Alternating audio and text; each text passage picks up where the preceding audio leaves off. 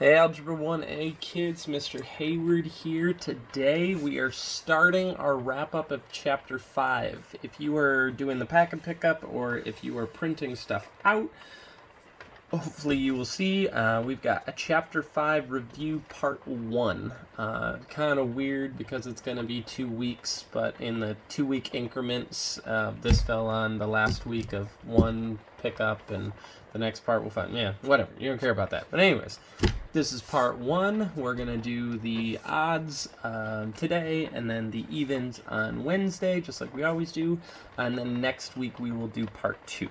If you were flipping through it, you'll notice it's got graphing, it's got systems by graphing, it's got systems by substitution.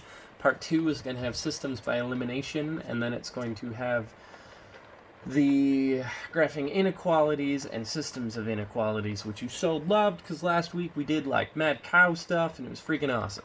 Alright, I know you're super excited to get to the sexy math, so let's get started. So I just started with number 1, a little recap on graphing.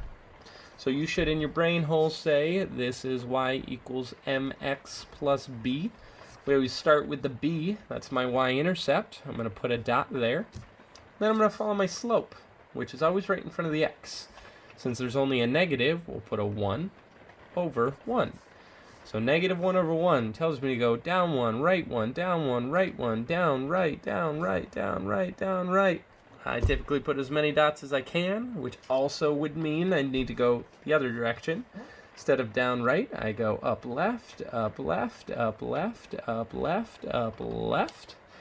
See my line? If you leave it like that, I'm going to be really sad. Take your popsicle stick. If you don't have a popsicle stick, pause, go to your freezer, eat a popsicle, come back, do some math. Boom, look at that awesome looking line. Done.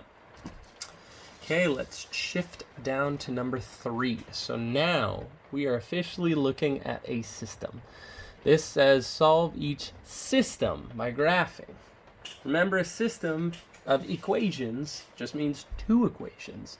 And you're trying to figure out what one point would satisfy both. AKA, if I graph them, where do they touch? So let's start with this top one. I'm going to graph it just like I did number 1. I'm going to start with my y-intercept, which is a positive 4. And then I've got a slope of negative 3/4, meaning down 3, right 4. And do it a couple more times if I want it. Down 3, right 4. Down 3, right poop. Or I could go in the other direction. Instead of down right, I could go up 3 and left 4. I lost count. 1, 2, 3. 1, 2, 3, 4. Nailed it. I could do that one more time. 1, 2, 3. 1, 2, 3, 4. Visual check. Do all of those lines go or line up perfectly? You should say yes.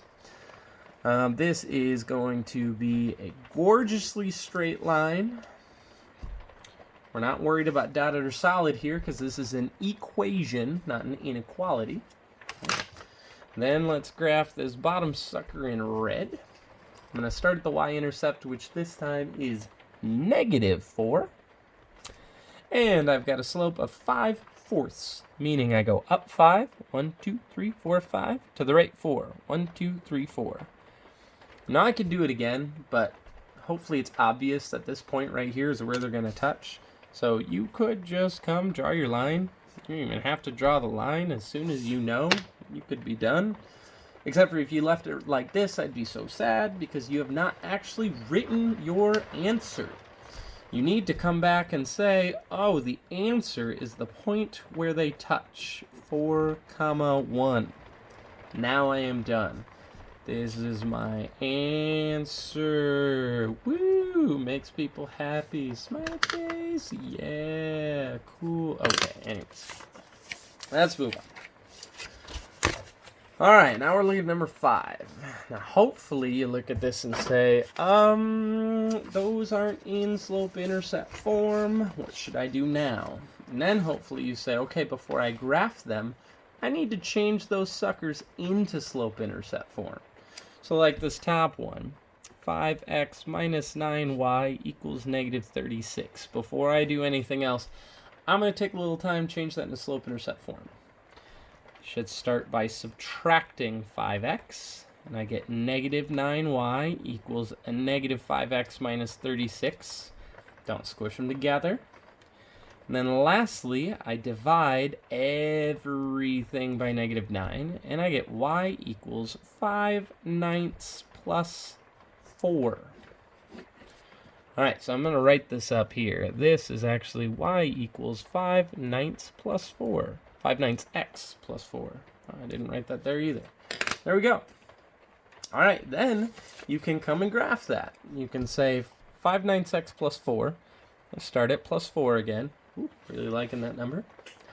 5/9, meaning I go up 5 and then over 9. You do the same thing in the opposite direction. You could go down 5 over 9. Then I connect them.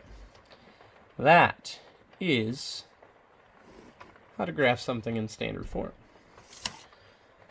Okay, now I need to do the exact same thing with this bottom equation. I'm going to do this in red. Now this one says 5x minus 9y equals negative 72. Some of you maybe have already realized why this problem is weird. If you have, sweet, you can write down the answer right now. If you haven't, stay with me. I'm going to subtract 5x here. Negative 9y equals negative 5x minus 72. Then I'm going to divide by negative 9. Sounds kind of familiar. I'm left with y equals 5/9 x, didn't forget it this time, plus 72 divided by 9 is 8. Question 6. 8. There we go. Yep. Calculators, folks. There it is. All right. So y equals 5/9 x plus 8. Don't mull over the fact that I did not forget that a negative divided by a negative is positive. So y equals 5/9 x plus 8. Do you see it yet? Maybe? We'll see. So I'm going to start at 8. My slope is 5/9. So I go up 5. Oh, gee dang it. So instead, I need to go in the other direction. Instead of going up and to the right, I am going to go down 5, left 9, and I put a dot. Now when I connect this, now it should be blatantly obvious that these two things aren't going to touch. They're parallel.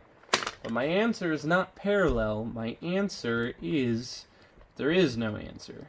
We commonly call that no solution, meaning they're never going to touch.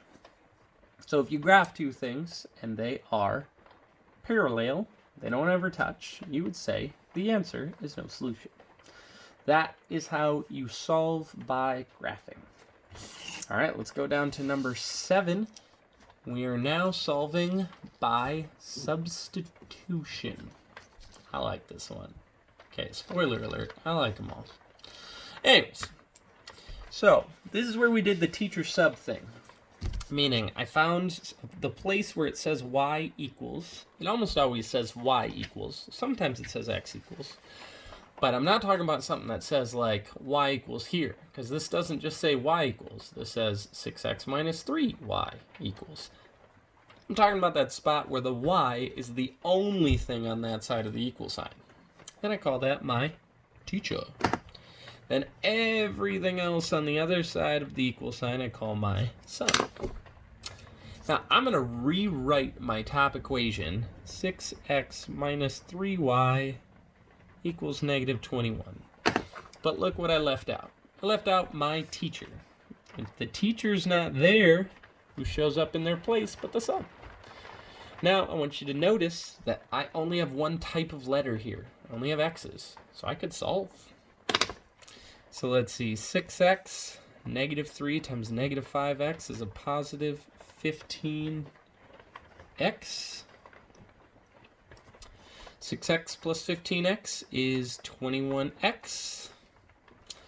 Should put my wall. When I divide by 21, I get x equals negative 1. Woo! Look at that. And if you stop there, I'd be really sad, because you've done a lot of work and you've only found half the answer. But the second half is usually the easiest. I'm going to take negative 1 and plug it in anywhere. My goal is to find the y value. I already know the x value is negative 1, but I don't know what the y value of the point is. Now, if you're trying to figure out what y is equal to, I usually go to the equation that says y equals. So, y equals -5 times x. But we know what x is. X is -1. It said y equals -5x. I took out x. I plugged in -1. Now it says y equals +5. And I'm done. That's substitution, ladies and gentlemen. Now I can make it a little bit more fun if I make my equations a hair more complicated. Okay? Which I know that's what all of you are waiting for. You just want to challenge, right? I love it. Okay. Let's check it. I'm going to find the spot where it says y equals. Boom. Teacher. Now don't be fooled. Everything on the other side of the equal sign is my sub. So when I rewrite this bottom equation, -4x plus 3, and I leave out that teacher, when I plug in my sub, I should put in everything. -3x plus 14. Now, is this a complicated multi-step equation? Meh. Can you do it? Yes. First, get rid of parentheses. 3 times -3x is -9x. 3 times 14 is 42. Nailed it. Still have a -4x and a -10. Again, I'm not drawing my walls. What the poop, Mr. Hayward. Okay, I combine these like terms to get -13x plus 42 equals a -10. Then you should subtract 42 from both sides to get a -13x equals -52. And then lastly, when I divide by a -13, I get x equals 4. I'm really liking that number today. X equals 4. There it is. Now remember, that's only half your answer. You've got to come back and plug that in to figure out what y is. Okay? So I'm going to go back to the equation that says y equals. Y equals -3x plus 14. But you just figured out that x is equal to 4. Make sure you can see that, hopefully. Yep. Okay. Y equals -12 plus 14. Y equals 2. Now, you could stop right there, and you could leave it like that. Use a separate sheet of paper here.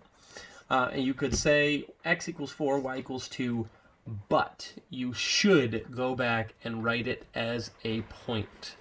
4, 2. Remember, think of this graphically. We're trying to figure out, if I were to graph them, where would they touch? For these two equations, if I were to graph them, they would touch at the point 4, 2. So yes, this is correct, but if you're taking the SAT, PSAT, college entrance exams, if this is a multiple choice question, it's probably not going to say x equals 4 and y equals 2. It's going to give you a point.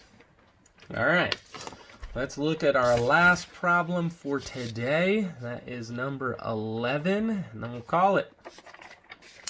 All right, same process. I find my teacher, and I find my sub, which is everything else.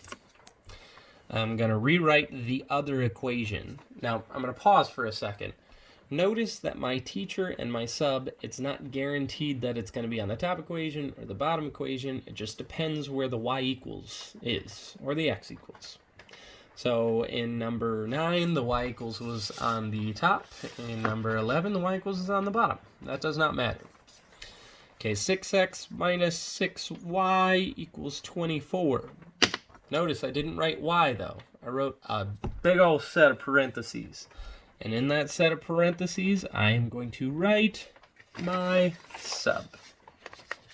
Okay. So from here is a multi-step equation. And we've got the skills to solve this multi-step equation. Get rid of parentheses first. -6 times 4x is a -24x. -6 times -16 is a positive 96. Correct me if I'm wrong. Again, I hope nobody corrects me, because that would mean you were at my house. Anyways, 6x minus 24x plus 96 equals 24. All right, that was step 1. Get rid of parentheses. Step 2, combine like terms. 6x minus 24x gives me a negative 18x. Now, typically we'd say collect variables, but notice all your variables are in one spot here. Boom, done, nice. All right, so we're going to continue. This is now like a 2-step equation. If we subtract 96 on both sides, you will get a negative 72. Negative 18x equals negative 72. And then when I divide by a negative 18, I get x equals 4. Again, dang, it's with me in that number.